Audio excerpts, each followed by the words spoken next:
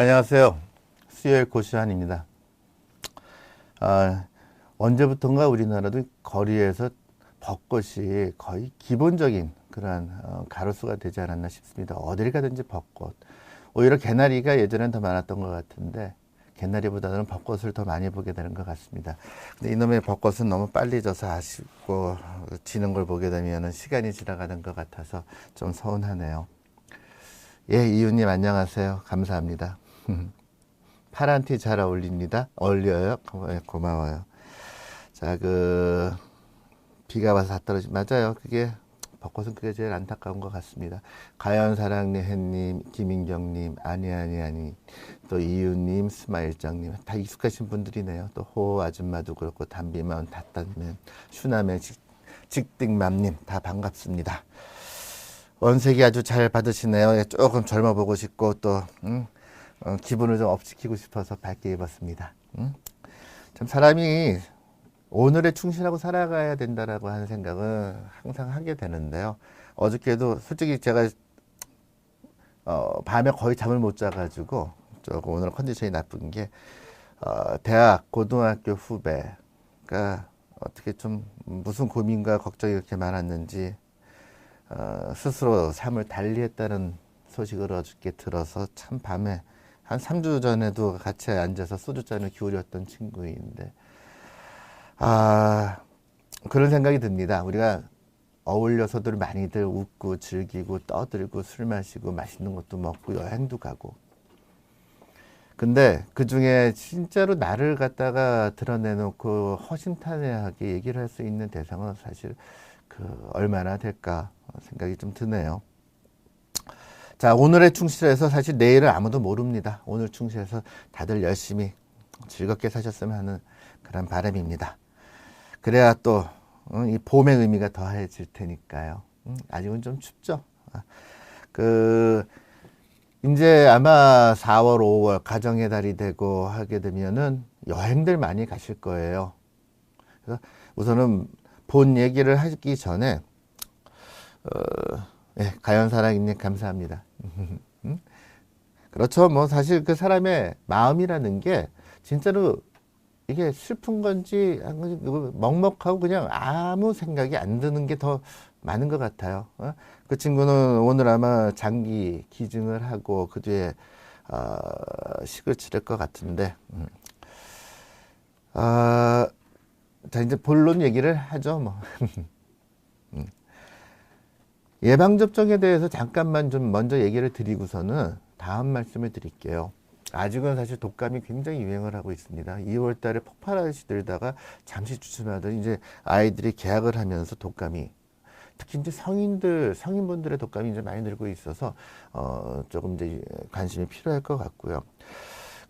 독감은 사실 우리한테 익숙한 단어이긴 하지만 그 외에도 꼭 필요한 예방접종들이 몇 가지가 있습니다.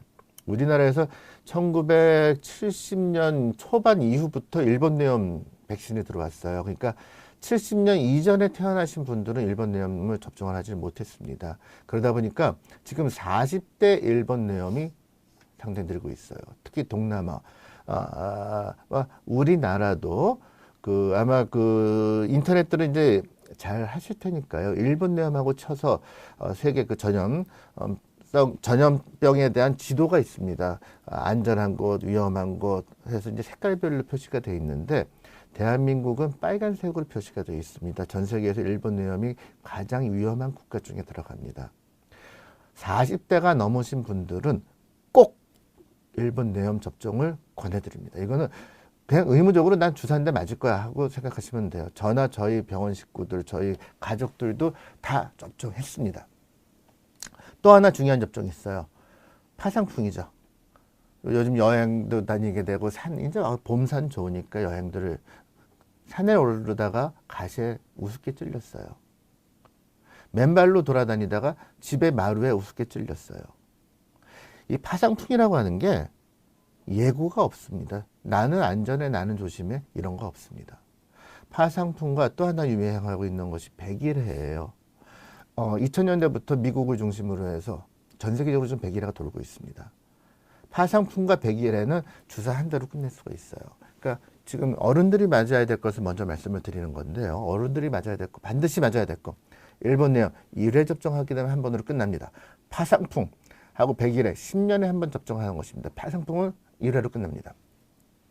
세 번째, A형 간염을 혹시라도 접종을 안 하셨거나 항체가 없다면 A형 간염 반드시 접종하셔야 됩니다. 동남아, 중국, 태국, 베트남, 인도 이쪽에서는 아직도 A형 간염으로 인한 사망률이 높습니다. 우리도 그쪽으로 많이 나가게 되고 또 그분들도 우리로 들어와서 일을 많이 하시기 때문에 90년 중후반부터 우리나라에 다시 A형 간염이 폭발하게 늘고 있습니다. 다시 말씀드립니다. 1번 내용, 파상풍과 100일에 그리고 1번 A형 간염 요 세 가지 접종은 잊지 말고 꼭 하세요. 그리고 추가로 만약에 경제적인 능력이 되신다면은 대상포진 꼭 맞으세요. 이거 무진장 아픕니다. 차라리 나 좀 어떻게 해줘 할 정도로 아픕니다.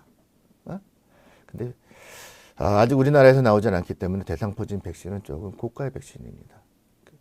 하지만 맞을 걸 권해드릴게요. 또 아이들한테 권해주는 게 있어요. 수막구균 백신입니다.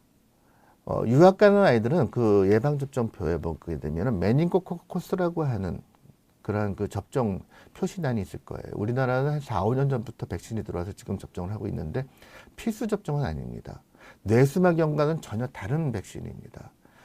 주로 그 성장기나 기숙사, 군대 생활하는 아이들한테 많게 되는데 이 수막구균은 신경절을 침범을 하게 돼서 팔다리를 자르게 되는 그렇게 또 드물지 않은 균주입니다.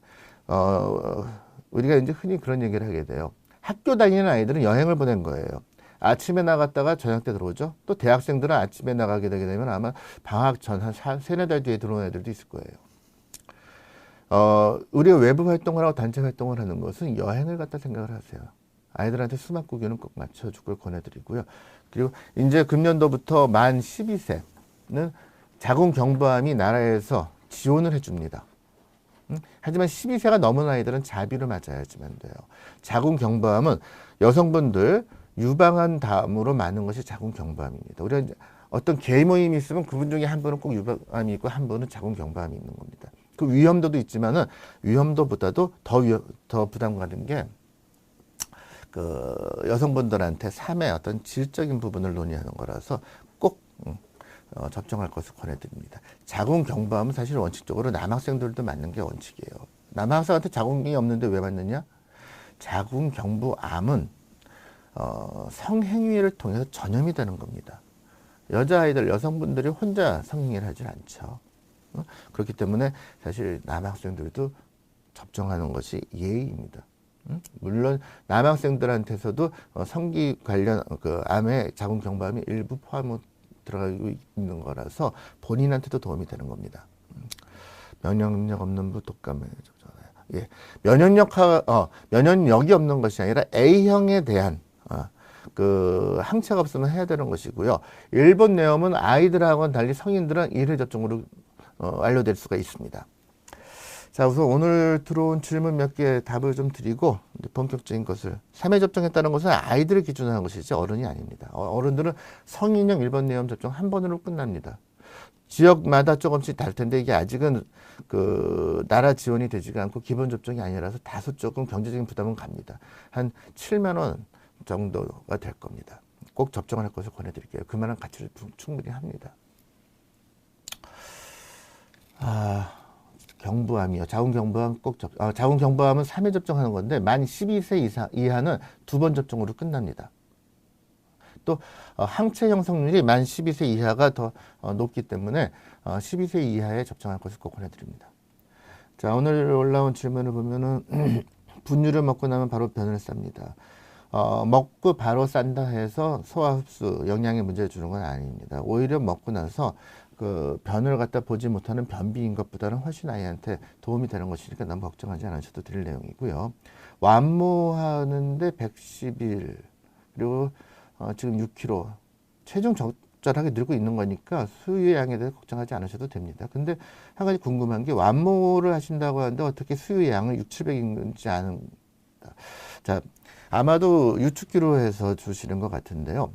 모유 수유의 장점은 모유 내에 들어가 있는 성분도 물론 도움이 되겠지만은 빠는, 아이가 수유하는 그 동작 과정이 더 중요합니다. 젖병은 그냥 들게 되면 두두두두두둑 불로소득으로 떨어지기 때문에 아이가 특별하게 노력을 할 필요가 없어요. 하지만 엄마의 젖을 빨기 위해서는 아이의 표정을 보게 되면 조금이라도 잘 나오게 하기 위해서 얼굴도 이그러지고 손발 힘들어가게 되고 힘들어하는 모습을 보게 됩니다. 그 과정, 그게 바로 내 몸을 도구로서 쓰는 것이거든요. 그 과정을 통해서 아이가 지능의 발달이 이루어지게 되는 겁니다. 그래서 가급적이면은 직모, 완모도 좋고 직모를 할 것을 권해드립니다. 체중 발달은 정상적이니 걱정 안 하셔도 되고요. 9살짜리 O형은 정형외과 선생님하고 상의를 하셔가지고 필요하다면 교정을 하셔야지만 되지 않을까 싶습니다. 12개월 여아인데 욕구는 보이는데 안 보인다. 안 먹는다. 우리가 만약에 저한테 아프리카 영화 너무 좋아요. 그래서 그 영화를 보기 위해서 아프리카 언어를 배워야 되는데 배우고 싶은 욕구는 많지만 시간도 안 되고 머리도 굳어서 못 배웁니다. 아이들도 마찬가지예요. 자, 욕구가 있으면 그 아이한테 자꾸 지금 잘 못한다는 것을 갖다가 힘들어하는 것을 보지 마시고요. 아이가 적응할 수 있는 기회, 할 수 있는 시간을 자꾸 주셔야 될 거예요. 지금 당장 먹는 양을 생각하지 마시고요. 12개월이라고 한다면은 엄마 아빠와 먹는 그런 밥, 반찬을 똑같이 주셔도 됩니다. 다만 간을 하지 않은 상태에서 양은 잊어버리세요. 아침, 점심, 저녁을 정해진 시간에 정해진 장소에서 일정 시간 동안 아이한테 주기만 하면 되는 겁니다. 그 다음 과정은 아이가 스스로 익히는 과정인 것이지 엄마가 대신해드리기가 어려워요. 이유식을 너무 안 먹어요. 7개월인데 어떻게 하면 좋죠? 엄마로서 너무 힘들어요. 힘들어하지 마세요. 그냥 때로는 타인이 되세요. 지켜보고 왜 이렇게 안 먹을까 불안하고 노사 초심 이거 하게 되면 엄마는 자꾸 더 함정에 빠지게 됩니다. 이유식은 생후 100일이 넘어간 다음 모유를 먹는 아이들이나 분유를 먹는 아이들이나 동일합니다. 100일에서 아니면은 생후 그 출생 체중의 2배나 6kg이 넘어간 다음에 아이가 빠는 것이 아니라 수조로 적응시키는 연습을 시키세요. 그리고 이제 생후 6개월부터 영양을 주는 본격적인 이유식. 그래서 이제 7, 8개월이 넘어가게 되면은 5 진주, 9개월인 진주, 10에서 돌 사이에 된바. 이렇게 개월에 맞게끔 넘어가야 되는 것이지, 아이가 힘들어한다 해서 자꾸 답보를 해서는 안 되는 겁니다.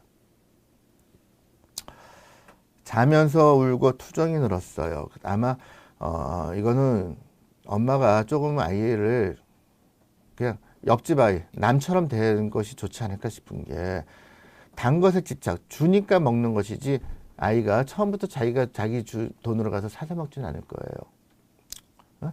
우선 아이는 익숙해져 버렸어요. 알코올 중독자한테, 흡연가한테. 당연히 우리 그 비대도 콜라 중독이라고 하던데 누군가 끊게 해줘야 되거든. 스스로 어른도 자기 스스로 못 끊습니다. 아이한테 5살 된 아이한테 대화를 통해서 이성적으로 단 것이 좋지 않으니까 너 이거 끊어라. 막대 사탕 매일 먹는 거 그거 줄일게. 이틀 하나. 만약에 어른으로 치게 된다면은 하나 주던 거 반으로 줄이면 줄였다 생각하겠지만 아이는 안 그래요. 주었다 안 줬다 뗐으니까 주는구나 이렇게 돼요. 응? 엄마는 그래 어저께 너 하루 안 먹었지? 그러니까 오늘 하나 줄게가 되겠죠. 근데 아이는 뗐어. 내가 줘. 엄마한테 난리치고 뒹굴고. 엄마는 줄 때가 돼서 줬지만 아이는 자기가 쟁취했다 생각을 합니다. 그냥 끊으세요. 줄인다 생각하지 마세요. 초콜릿 쓸 때는 가장 좋은 방법. 다크 초콜릿을 주세요. 초콜릿은 초콜릿인데 영양가 좋고 또 다크 초콜릿은 좀 쓰기 때문에 애들이 많이 싫어하죠. 또 이렇게 그 단 것을 주게 되면은 잠투정이 늘어납니다. 혈당의 변화가 있기 때문에 아이들이 자면서 식은땀을 흘릴 수도 있고 또 자다 자주 깰 수도 있습니다. 자다가 갑자기 우는 아이.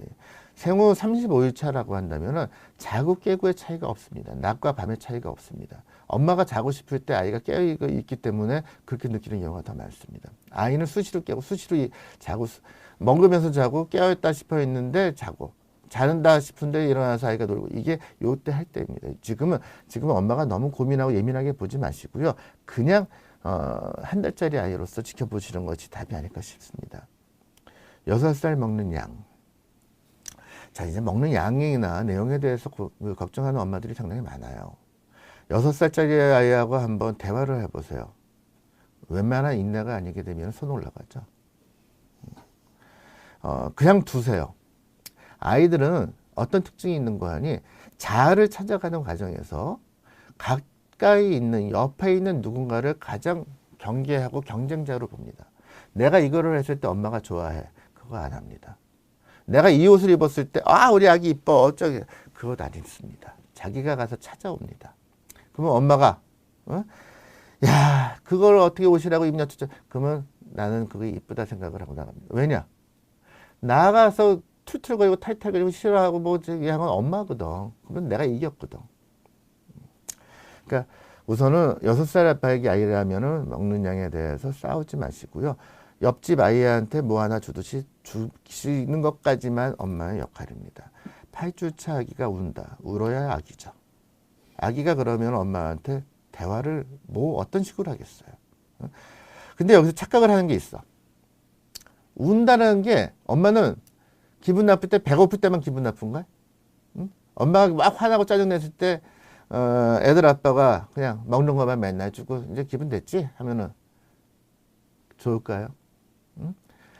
뭐 암만 여성분들이 빽이 약하다고 해서 나는 다른 걸로 기분이 상해 있는데 빽 싸주니까 웃어. 웃나요?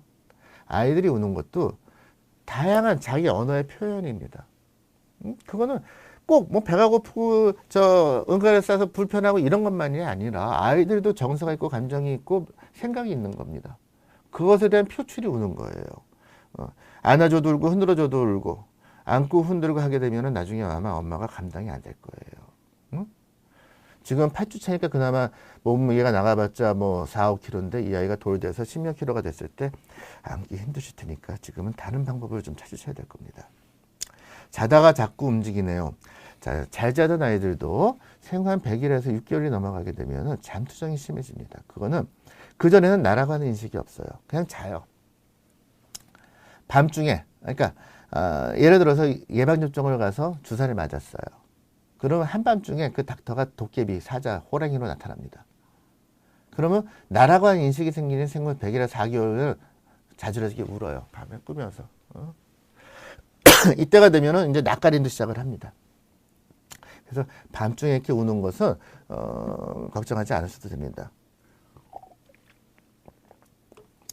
젖을 자주 찾네요. 근데 이거는 그때마다 자꾸 젖을 물려주게 되면은 습관화가 되기 때문에 안 됩니다.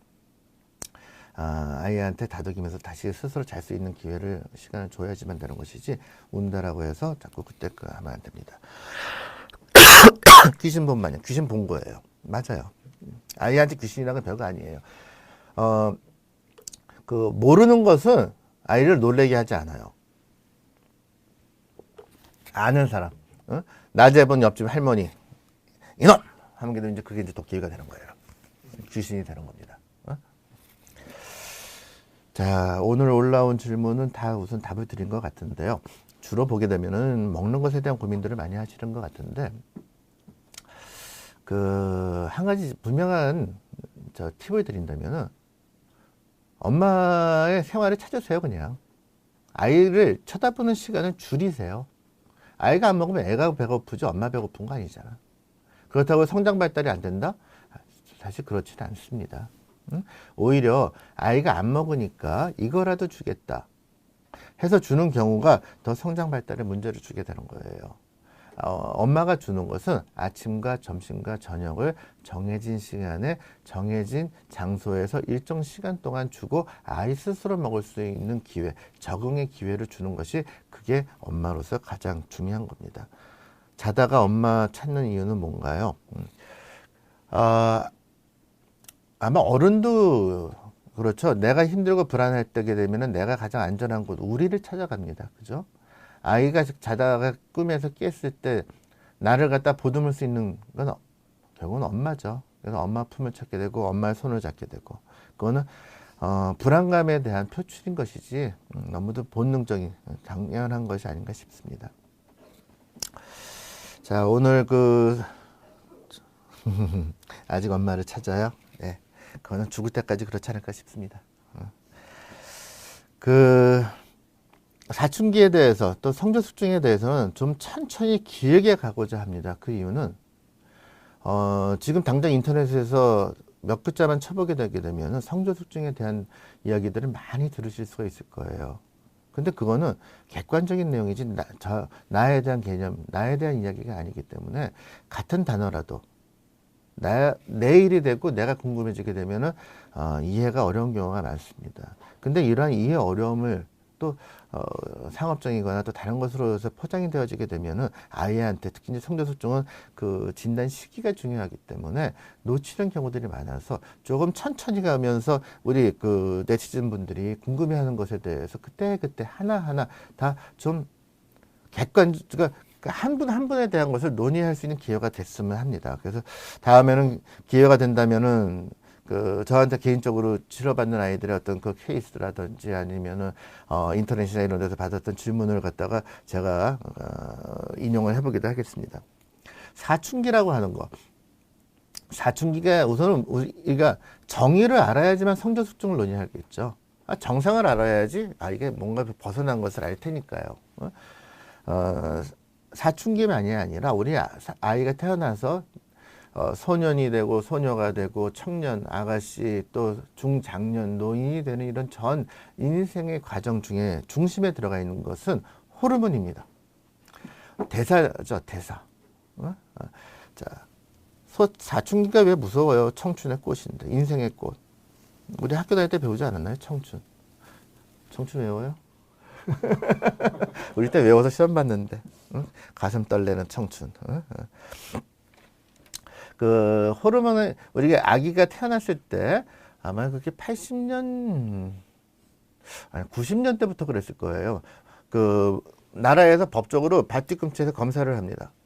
그 검사에는 갑상선 호르몬이 들어가 있고 또 페니케톤요증이나 갈락토요증과 같은 대사성 질환들이 들어갑니다. 이런 것들이 다 이제 호르몬과 관계들이 이제 가게 되는구나. 그러니까 결국 아기들은 태어나자마자 호르몬과 같이 이제 간다 생각을 하시면 될 겁니다. 특히 이제 사춘기라고 하는 개념은 우리 요 머리 위에는 아주 콩알만한 작은 그 호르몬 기관들이 있어요. 그걸 갖다가 우리가 얘기하는 시상하부라고 하고 또 그 밑에서 시상하부의 명령을 받는 것을 뇌하수체라고 합니다. 사춘기 전까지는 이 축이 이 성호르몬에 대한 축이 눌려져 있어요. 억압돼 있어요. 발달을 하지 못하게끔. 그러다가 사춘기에 이제 접어들게 되면은 시상하부라고 하는 최고 사령관이 명령을 내립니다. 너 성호르몬 만들 준비해. 응? 그리고 이제 너 만들어라 하고 딱 명령을 내리면은 뇌수체라고 하는 곳에서 성호르몬을 만듭니다. 그것을 우리가 흔히 얘기하게 되는 그 황체 호르몬과 갑자기 단어 난포자극 호르몬 두 가지예요. 나이가 들어가니까 단어가 자꾸 헷갈려요. 황체 호르몬과 이 난포자극 호르몬이라고 하는 것은 거기까지 우리 머리 안에서 만들어져요. 그럼 얘네들이 나와서 남자들한테는 그 안에서 남성 호르몬을 만들려고 명령을 내리게 되고요. 여자아이들한테서는 난소에서 난자를 만들려고 이제 명령을 내리게 되는 거죠. 여성 호르몬을 만들라고 이제 명령을 내리게 되는 겁니다. 그러므로 해서 이제 사춘기가 진행을 하게 되는 것이죠. 평균적으로 그 연령대가 한 9세, 또 남학생들에서 이제 10세부터 이제 시작이 된다라고 하게 되는데, 지난주에도 제가 말씀을 드렸을 거예요. 이 9세와 10세라고 하는 단어. 최근에는 미국에서도 자꾸 이제 거기에 대한 논란들이 이루어지고 있습니다. 흑인들에서는 6세 이런 변화가 있어도 병으로 치지 말자. 백인들에서도 좀 빨라지고 있으니까 7세 정도로 낮추자. 하지만 우리 아시아인들은 달라요. 거꾸로 6개월에서 1년을 더 늘려야 되는 것이거든요. 그렇기 때문에 이 연령에 대한 것을 다 하기는 어렵고요. 호르몬들은 어느 하나가 달랑 움직이는 것이 아니라 서로 연계를 하게 됩니다. 갑상선 호르몬, 인슐린, 성장 호르몬, 성호르몬, 그 다음에 이런 호르몬들이 또 대사가 되면서 2차적으로 나오는 여러 가지 호르몬들이 서로 작용을 하게 되는데, 우리가 사춘기 때, 방학 때 한번 지나고 나게 되게 되면은 키가 쏙 큰다. 그거는 몇 가지 그 작용을 하게 되는데요. 성호르몬이 분비가 되어지게 되면은 그 카운터파트가 되는 성장 호르몬, 이 같이 분비가 늘어나게 되고 또 성장에 관계되는 성장인자라고 하는 것이 같이 늘어나게 됩니다. 그래서 급성장을 이루게 되는 것이고요. 또 하나는 성장 호르몬은 우리 연골 조직의 숫자를 늘려놓는 것이라면은 성호르몬은 이것을 좀 딱딱하게 칼슘화 시키면서 딱딱하게 만들어줘요. 그러니까 물 50cc 있던 것이 얼어버리게 되면 쫙 크죠. 그래서 이제 크는 겁니다. 중학교 때 다 컸어요. 중2 이후로는 안 크더라고요. 참 이게 가장 힘든 건데, 저도 이제 진료실에서 어저께도 이 비슷한, 엄마하고 계속 논의했는데, 맴돌게 돼요. 그 이유가, 우리가 이제 자꾸 이제 예상키를 엄마들이 알려달라고 얘기를 하게 되는데, 예상키에 함정이 있습니다. 키라고 하는 것은 매년 5cm, 6cm를 꾸준하게 자라다가 사춘기 때, 급성장기, 보통 이제 여학생들은 초등학교 후반에서 중학교 한 2학년, 남학생들은 중학교 2, 3학년에서 고등학교 1, 2학년까지가 이제 급성장기가 오게 되는데요. 이때 한 20cm 전후로 쑥 크고 끝나게 됩니다. 근데 이 급성장기가 안 오는 아이들도 있어요. 또 20cm가 커야 되는데 15cm, 10cm만 오는 경우가 있어요. 이럴 경우에 예상키가 아무런 의미가 없습니다. 예상키로 이 아이가 1m 70까지 클 거라고 예상을 했는데 급성장기 때 20cm가 아니라 10cm밖에 안 컸으면 60으로 끝나버리는 거예요. 그걸 갖다가 조금 더 정확하게 폭을 줄여서 예측해달라. 그거는 아무도 할 수가 없는 것이기 때문에 자꾸 물론 어머님들이 거기에 대해서 궁금해하는 건 충분히 이해를 합니다. 예상키는 두 가지로 예상을 합니다. 하나는 이제 수학적인 계산, 이건 근데 안 맞아요. 수학적인 계산은 남학생들은 엄마 아빠 키를 더해서 2로 나누고 거기에 7.5를 더합니다. 여학생들은 거기에서 마이너스 7.5를 뺍니다. 근데 오차 범주가 플러스 마이너스 5cm, 결국은 10cm이기 때문에 말이 안 되는 거죠. 또 하나의 예측은 우리가 이제 성장판을 검사를 함으로 해서 뼈 나이와 또 실제 그 아이가 지금 하고 있는 키의 성장률, 그리고 6세 여자 키는 몇인가요? 저 그 숫자 못 외워요. 표 봐야 됩니다. 제가 대학교에서 강의를 할 때 재밌었던 게 절대 아이들한테 숫자 정상 범주는 그 시험을 안 냈었어요. 그리고 꼭 내야 되는 거면은 뒤에 3분 내지 5분 정도 오픈 보고 시켰습니다. 책이 어디 있는지 알면은 그걸 갖다가 하면 되는 거지. 그 숫자를 외우면서 왜 낭비를 합니까, 머리를? 저는 아직까지 지난번에 말씀드린 것 같은데 제 차 번호를 못 외웁니다. 또 제 핸드폰 번호를 외운 게 한 1, 2, 그게 오래 안 돼. 10몇 년 된 것 같아요. 그게 저희 집 전화번호는 지금도 못 외우고요. 그 이유는 제가 저한테 전화할 일이 없거든. 그러니까 저희 와이프는 그런 얘기 하지 말래요. 남들이 보게 되면 치매로 생각한다고. 근데 못 외우는 걸 어떡해. 백화점 지하에서는 가끔가다 저희 아들한테 전화해요. 아빠 차 번호 좀 알려줘. 제가 이게 한 가지 또 사담이 나왔으니까 한마디 더 드린다면은, 대학에서 강의를 할 때 저희 이 성저수증 강의를 하게 되면은 19금 강의라고 했었어요. 문 다 닫아라. 그리고 여기서 우리 강의하는 거 절대 밖에서 학장님한테 얘기하면 나 잘린다. 그 이유는 아이들한테 강의를 하고 알려주려고 하게 되면 아마 그 초기에 제가 이제 사진을 보여드렸을 까요. 응?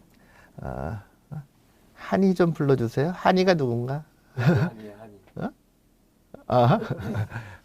그 테너 스테이지가 가슴이 어떻고 음모 발달이 암만 얘기를 해봐도 아이들이 와닿질 않아요. 그래서 저는 포르노를 틀어줍니다.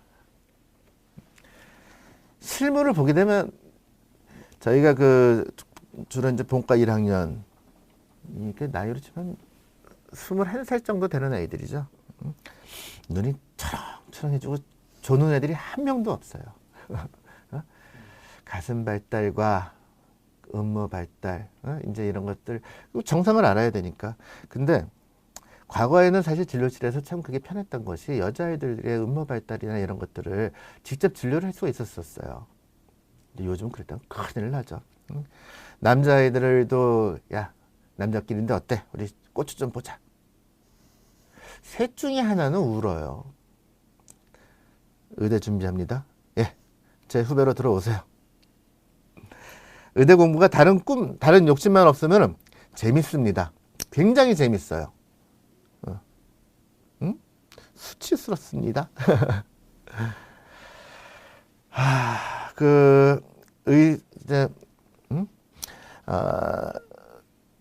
의대에서 가장 힘든 것 중에 하나는 사실 결과에 대한 욕심을 갖고 있다 보니까. 그런데 과정은 사실 어느 공부보다도 재미가 있는 공부 중에 하나입니다. 그리고 주변에서 내 부모, 가족, 친구 모두가 다 대상이 될 수 있는 내용들이니까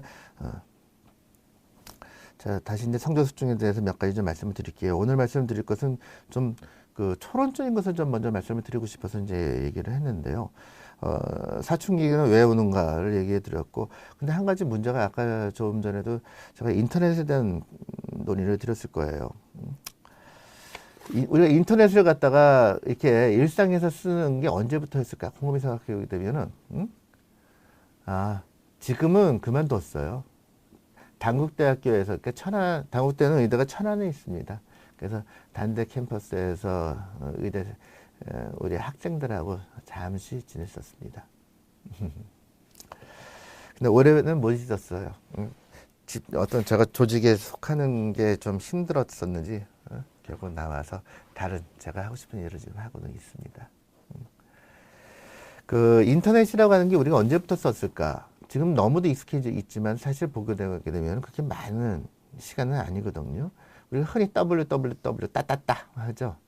월드와이드 웹이라고 하는 것이 나와 있는 게 예, 의대 오십시오. 상혁사랑님이면 상혁이가 가야 되는 거 아닌가 모르겠네. 예. 이 www라고 하는 것이 1980년 초반에 개발이 된 거니까요. 우리가 인터넷이라고 하는 것을 갖다가 실제로 지금까지 같이 현실적으로 활용한 것은 어떤 면에서 한 2000년 전후부터가 아닐까 싶어요. 90년대만 하더라도 우리가 채팅, 그때는 아마 천리안이라는 것과 뭐 몇 개가 있었어요. 그런 걸로 썼었지 지금처럼 뭐 화려한 이런 인터넷도 아니었었고요. 또 게임도 지금처럼 멋있는 것이 아니라 아주 예, 나우누리. 이렇게 하게 되면 이유님 나이 나오는데 연배가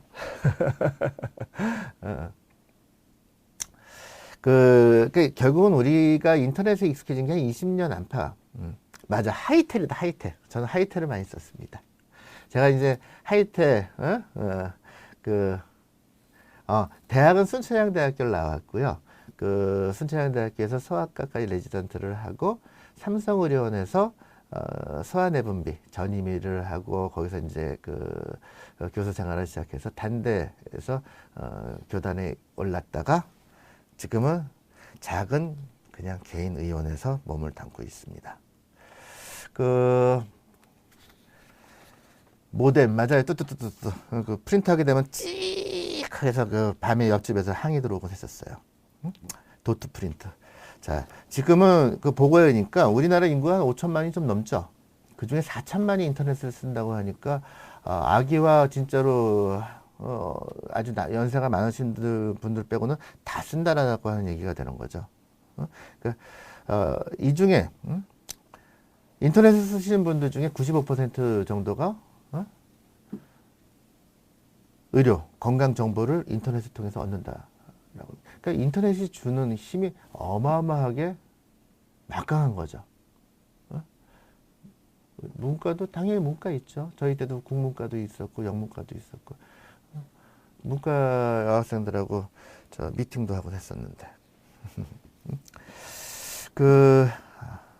자꾸 대학 얘기가 나와서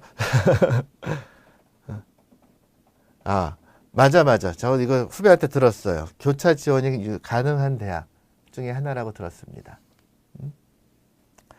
들어오세요. 그래서 뭐 언제 저희 후배가 되시면 저한테 오시면은 소주 한잔 대접하겠습니다. 아이씨, 어디까지 얘기했죠, 제가? 자, 인터넷에 대한 것이 가장 큰 문제가 인터넷은 누구도 검증을 못 합니다. 예를 들어 가지고 제가 이 맹물로 자동차를 가게 만들겠다 하고서는 올렸어요. 그리고 자동차에는 제가 실제로는 개소리를 넣어버리고 봤지? 나 물렀어 하고서는 키 끄고 가는 동영상 찍어서 올렸습니다. 아무도 나를 제지하지 않았어요. 아무도 내가 실제로 거기다가 물을 넣는지 개소리를 넣는지 확인 안 했습니다. 하지만 인터넷에서는 아마 야 난리 났네, 이 사람 노벨상 줘야 돼 하고 할 수 있어요. 제가 만약에 돈이 너무너무 많아가지고 사람들을 막 사서 거기다 대고 인터넷 광고를 하고 홍보를 하고 흔히 얘기하는 아르바이트생들을 써서 쫙 올린다면 그렇게 되겠죠. 가끔가다 인터넷에서 저도 이제 의료 정보를 보고 나게 되게 되면은 놀래요. 아, 이런 게 있어? 이렇게 될 수 있어 하고. 인터넷에 대한 광고성 정보들은 무방비로 노출되어 있습니다. 따라서 이로 인한 피해나 부작용들은 아무도 책임을 지게 하기가 어렵습니다. 또 누구 한 사람의 경험, 어느 한 사람의 경험이 내 경험이 될 수는 없습니다. 헛된 꿈을 꾸게 하는 거예요. 이 사람은 이거에서 낫더라. 아프신 분들, 불안하신 분들은 자극만 해도 귀가 얇아져요. 뭐든지 하고 싶어집니다. 근데 그게 최소한도 해가 안 되면 좋은데 해가 됩니다. 또 해가 안 된다 하더라도 도움이 될 거라고 하는 기대감. 사람한테 가장 커다란 아픔은 바로 기대감이라고 하는 거니까요. 상위 그 인터넷 사이트 50곳에 대해서 분석한 그 논문이 나왔어요. 물론 이제 시답지 않은 것들은 다 빼버렸고 어느 정도 그래도 정보를 담은 곳 50곳을 분석을 해봤더니 가장 이게 5개로 나눴더라고요. 여기서는 대학이나 학회, 또 개인 병원 닥터들이 운영하는 것, 또 상업적 사이트, 그리고 한방에서 하는 것, 또 나라 국가기관에서 운영하는 5곳에 대해서 목적이 확실한가, 내용에 대한 정보가 확실한가, 정보 생성일을 정확하게 명시를 했는가, 추가 정보를 얻는 방법을 제시했는가, 각 치료 방법의 효과에 대한 설명과 또 그 위험에 대한 설명이 있는가, 의사결정 경로에 대한 언급이 있는가 등등을 대상으로 해서 점수를 매겼습니다. 여기서 또 중요한 게 정보 생성일입니다. 가끔 가다가 어떤 치료를 함에 있어가지고 이런 부작용이 있잖아요 하고 갖고 오시는 분들이 계시는데 저도 깜짝 놀래요. 어떻게? 제가 대학 들어가기 전 정보를 어떻게 얻으셨을까? 제가 대학을 들어간 것이 30년 전인데 40-50년 전 데이터를 가지고 오셔가지고 그런데 올라온 날짜를 보게 되면은 근년도에 올라왔어요. 근데 그 정보는 40-50년 전 정보거든. 자, 이런 것을 통해서 점수를 매겼더니 대학이나 학회는 30점 만점에 23점, 개인 클리닉은 22점, 상업 사이트 22점. 상업 사이트라고 하는 것은 이제 그 성저숙증 관련된 다양한 어떤 기구나 이런 것들을 파는 것이기 때문에 이분들은 그냥 어디서 옮겨다 담는 것이라서 사실 큰 의미는 없을 것 같고요. 나라 정부에서 한 것은 아무래도 가장 평가 점수가 높았습니다. 27점. 가장 지금 염려가 되는 것이 지금도 이게 오해가 없기를 바랍니다. 각자의 사이트 역량이 다르기 때문에 그런 것인데 한방 사이트의 점수가 10점으로 가장 낮게 나왔습니다. 한방 사이트에서 가장 큰 문제가 돼서 나왔던 것은 우선은 성조숙증에 대한 정의에 대해서는 의학 교과서에 있는 것을 발췌하거나 부분적으로 인용을 해서 이제 옮기셨는데 문제는 진단 방법과 치료 방법에 있어서는 각자 자기 주관들을 쓰셨기 때문에 거기에 대한 입증할 만한 어떤 데이터들이 적은 것으로 이제 분석이 된 거예요. 근데 한방 사이트에서 또 좋은 점이 있었습니다. 보존요법. 치료하고 나서 다음에 보존요법에서는 한방 사이트의 점수가 높았습니다. 이 부분은 저희 그 닥터나 병의원에서도 심각하게 이제 고민하고 고려를 해야 될 부분인데요. 성조숙증에 대한 진단을 내려도 우리가 대화를 할 기회가 없습니다. 가장 중요한 것, 첫 번째. 부모님들이 이해도가 굉장히 낮으세요. 내가 궁금한 것을 내 언어로서 닥터하고 대화를 해야 되는데 이 시간이 안 되니까 그냥 내가 우리 아이가 뭘 어떻게 치료해야 되고 무슨 병인지도 모르는 상태에서 오라고 할 때 와서 주사를 맞고 가라고 할 때 가고 피 뽑으라고 할 때 피 뽑는 이런 분들이 많아요. 그러다 보니까 보존요법은 기대를 할 수가 없게 되는 것이죠. 이 성조숙증의 치료는 이해도가 매우 중요합니다. 생활 속에서 먹는 거 다 이런 것들이 중요하기 때문에 이 그 인터넷 사이트에서 이 점수에 대해서 저도 당장 닥터로서 조금 더 반성을 해야지만 될 부분이 이게 아닐까 싶습니다. 우선은 성조숙증은 부모가 이해해야 되고 주변이 이해해야 됩니다. 학교에서 이해를 해줘야지만 됩니다. 아이가 성조숙증이 있게 되면 성격이 어느 순간 바뀌게 돼요. 아이의 건강도가 바뀌게 돼요. 행동이 달라지게 돼요. 혹여라도 생리를 하고 나게 되게 되면 그 아이는 더 안으로 숨을 수 있고 여러 가지 변화를 보입니다. 담임 선생님이 아이에 대한 이해, 성적숙중에 대한 이해가 되지 않으면 상당히 어려워지는 거예요. 담임 선생님들에 대한 어떤 이 성적숙중에 대한 프로그램이 상당히 중요한 거죠. 자, 어떻게 체크를 할 수 있을까요? 한번 좀 올려볼게요. 남하하고 여하에서 한번 올려볼 텐데, 자, 우선 남학생들에 대한 것을 먼저 올려볼게요. 남학생들에 대한 것을 먼저 올린 가장 큰 이유는요, 성조숙중 진단의 90%는 여학생입니다. 실제로도 사실 여학생보다 남학생의 발병률은 낮습니다.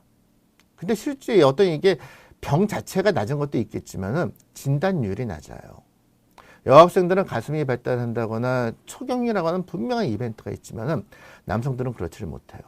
자, 남학생들을 엄마가 유심히 지켜볼 때 가장 먼저 권해드릴 것은 5살 넘어간 아이들은 모두 다 1년에 한 번 정도는 담당 선생님한테 검진을 받고 필요하다면 성장판을 계속 찍어볼 것을 권해드릴게요. 다음으로 볼 것은 아이의 발 사이즈가 빨리 커지는지. 그러니까 신발이 작아진다는 건 발이 커지는 거죠. 발이 평상시보다 빨리 커지는지, 또 아이가 머리가 기름 져지게 되고 냄새가 나고 떡 쪄지면서 또 비듬이 많아지는 건 없는지, 아이가 땀을 흘리고 나게 되면 땀에서 냄새가 좀 달라지는 건 없는지, 또 체지방률이 바뀌기 때문에 지방 우리 피부에서 나오는 그 유분이 어떤지, 또 좀 볼 수 있으면은 아예 고환을 보세요. 고환이 그 아기 때는 쪼글쪼글하고 했던 것이 어느 순간 여기 조금 커지는 듯 하면서 컬러가 조금 핑키시해지게 됩니다.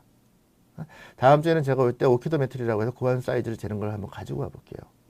그래서 이제 고환을 사이즈를 재게 되는 것이고, 고환 주변에 피부 색깔들이 조금씩 이제 어두워지게 되고, 그렇게 하면서 이제 사춘기를 이제 맞게 되는 겁니다. 더 큰 거는 이제 성격이 아이가 조금 이제 뭐라고 표현해야 될까요? 변덕스러워지게 되고 난폭해지게 되고 쓰는 단어가 조금 거칠어질 수가 있습니다. 여자아이들 거 한번 잠깐 볼게요. 자, 여자아이들한테서는 가장 먼저 볼 게 가슴 발달이 이제 주가 되겠죠. 하지만 가슴 발달보다 더 우선되는 것은 여학생도 남학생과 마찬가지예요. 발이 또 머리의 냄새가 채취가 달라지게 됩니다. 그 다음으로 보이는 것이 아이들이 안으로 자꾸 숨게 되고, 평상시에 엄마 앞에서 훌렁, 아빠 앞에서 훌렁 하던 아이가 뒤로 이제 조금 숨으려고 하게 되고 가리려고 하게 되는 것을 보이게 되고, 또 머리 냄새가 상당히 중요합니다. 저 머리 냄새로 오는 경우가 많아요. 정수리 냄새 정확하게 표현하셨습니다. 그 다음에 이제 가슴에 몽어리가 잡히게 되고 아이가 아파할 수도 있고 아파하지 않을 수도 있고. 자, 처음에는 아이들이 가슴과 유두라고 하죠. 유륜과 유두가 거의 붙어있다시피 하던 것이 유두가 조금 이제 나오기 시작하게 되고, 유두 주변에 유륜의 컬러가 조금 짙어지게 됩니다. 조금 더 신하게 되면 짙어졌던 것이 핑키시해지게 되고 몽어리가 잡히고 좀 늦으면서 이제 올라오기 시작하는 겁니다. 근데 올라오기 시작하게 되면 이미 골연령 뼈 나이로는 9세에서 10세가 넘어간 지기 때문에 좀 늦게 되는 거예요. 가장 중요한 거 아니님이 지적했듯이 냄새, 코를 좀 발달시키세요. 자, 다음 한번 볼게요. 자, 이게 체크리스트 이거 한번 제가 올려놓을 테니까요.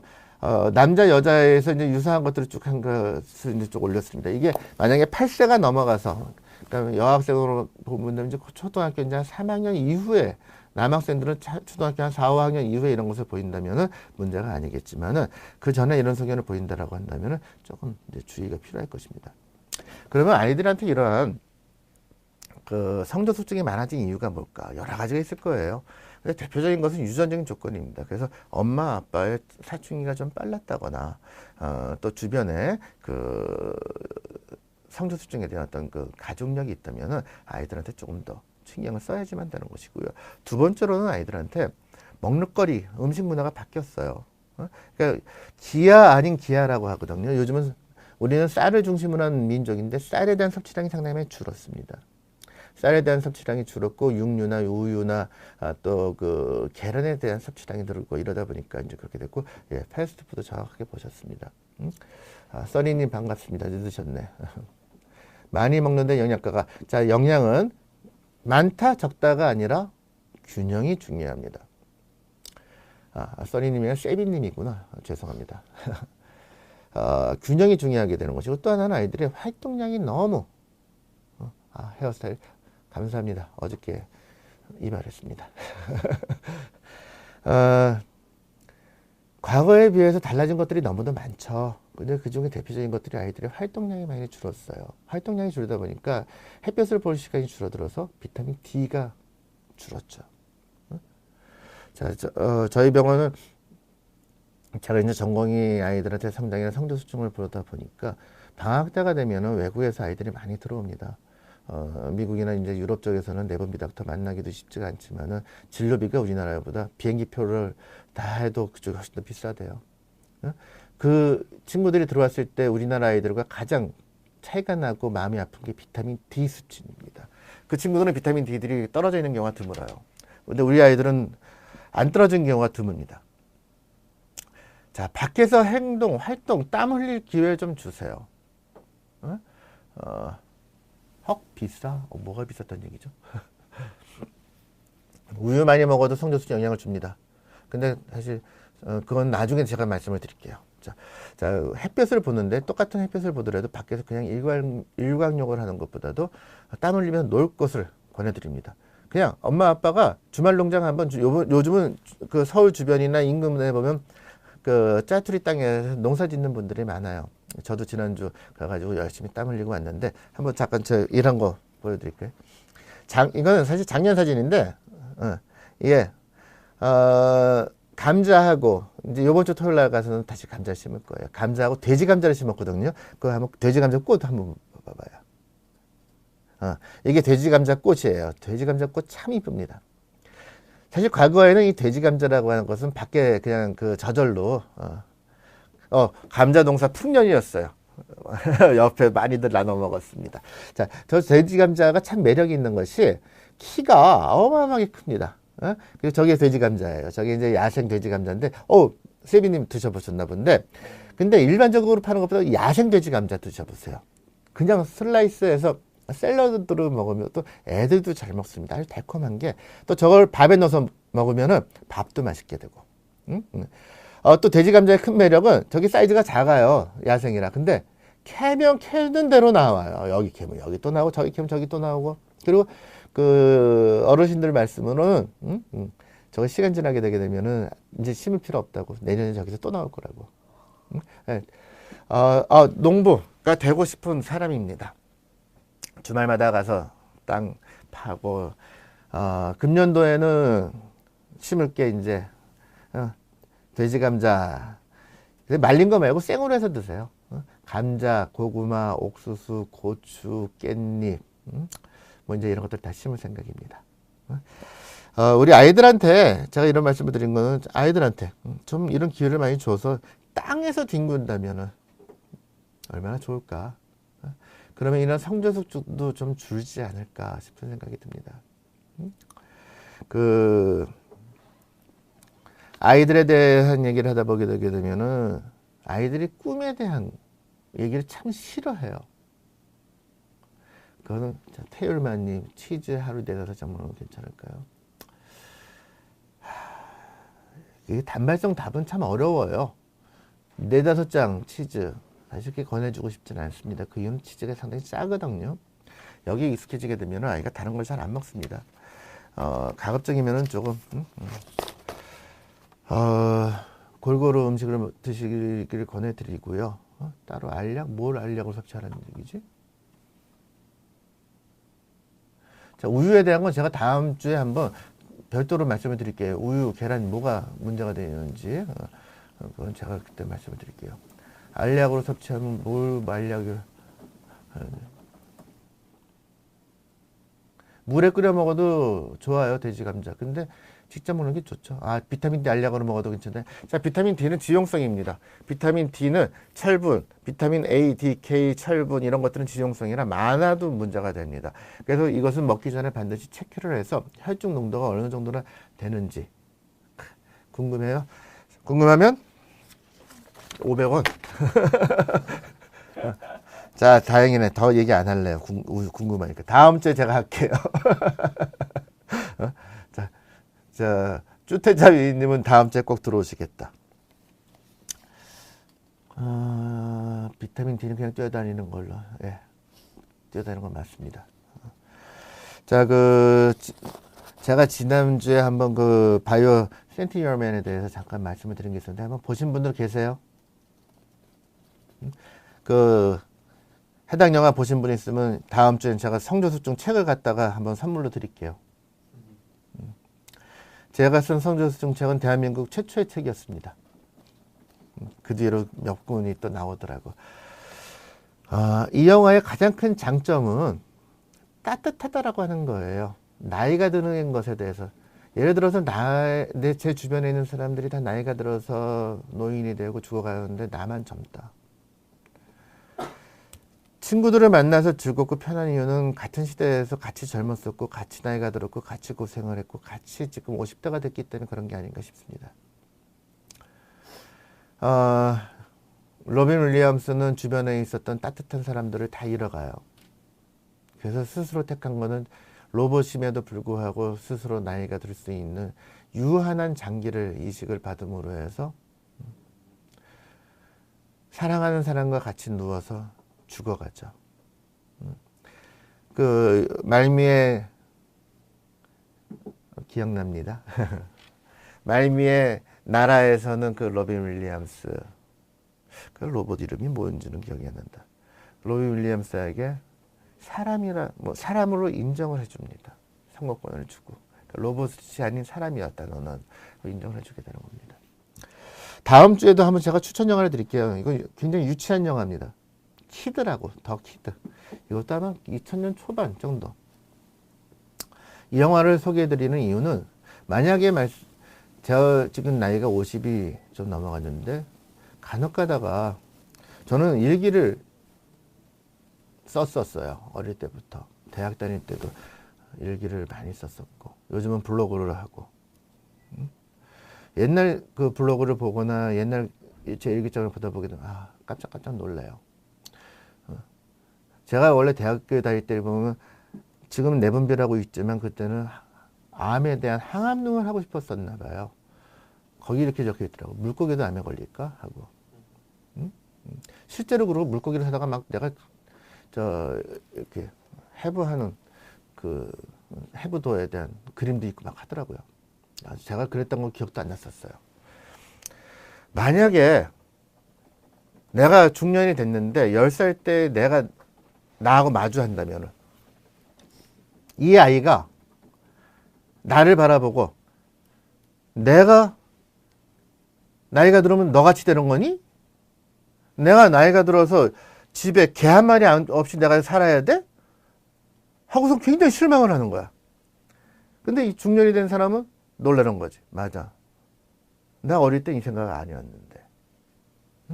자기의 어릴 때를 한번 돌아볼 수 있는 시간이 혹시라도 있다면 지금 사는 모습이 내 모습일까?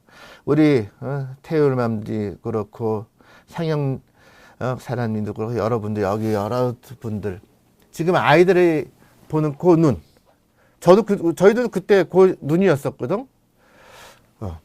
그 눈이 간다면은 그 눈으로 지금 나를 다시 본다면은 지금 내가 어떨까를 한번 생각을 해보면 어떨까요? 전 많은 부분 싫지 않을까요? 우리 아이들한테 지금 우리가 강요하고 했었던 것들 우리 어릴 때 듣고 되게 싫었던 말들 내가 지금 하고 있지 않을까요? 또 후회할 것들을 지금 시간 남을 때 하면 되죠, 뭐. 그죠? 오늘은 좀 시 하나만 오래간만에 제 어저께 밤에 몇 번을 읽다가 다시 잔 시인데 허연 시인의 50m라고 하는 시집이에요. 여기에 보게 되면은 49제라고 하는 시가 있습니다. 어저께 밤에 이걸 몇 번을 읽다가 술 한잔 하다가 읽다 술 한잔 했다 했는데 사람들은 옆집으로 이사가듯 죽었다. 그런 것 같아요. 죽는다는 게 사실 어떤 면에서 거창한 게 아니라 그냥 버스 하나 갈아타듯이 어느 순간 오는 것. 해가 길어졌고 깨어진 기와장 틈새로 마지막 햇살이 잔인하게 빛났다. 구원을 위해 몰려왔던 자들은 짐을 벗지 못한 채 다시 산을 내려간다. 그렇죠. 우리가 내일은 달라질 거야, 내일은 달라질 거야, 내일은 달라질 거야. 어제를 후회하고 저 사람한테 내가 왜 그랬을까? 미안해, 잘못했어. 하지만 결국은 다시 산을 내려가면서 똑같은 모습이 돼버리죠. 길고양이의 절뚝거림이 여기가 속기임을 알려주고 너무나 가까워서 멀었다. 죽음. 다음 세상으로 산 말고 또 무엇을 데려갈 것인가. 까르페 디엠. 오늘을 좀 열심히 살고, 오늘을 재밌게 살고, 오늘을 가치 있게 살고, 그리고 최소한도 옆 사람이 아니라 저한테 미안하지 않게 살기를 바라는 바입니다.